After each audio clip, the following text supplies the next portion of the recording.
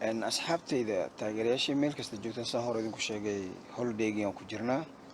ila cayaar hee damaashaadka boosbaas marka saan hore idinku sheegay meel kasta aan tago waxaan jeclahay inaa ila socotaan waxaan sameynaya inaad aragtaan except cuntada markaan cunayo iyo qolka jiifkayga intaas idinma tusi karo laakiin wixii ka dambeeyo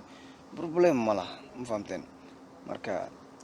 qaladn yaa la isku fahmin insha allahu tacaala dadaalkiinaan ku jirnaa weli waxaa waye dee ilaahay hadduu karaal la noqdo holidayga ku jirnaa hawada maanta beautiful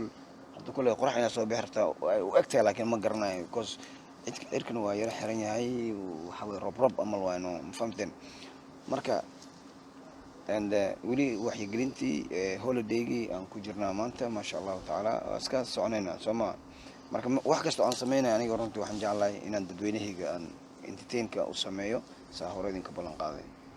marka ila socda okay haddana waynoo mar kale iyo siyaabo kale aan ka wada heli doono insha allahu tacaala adigaas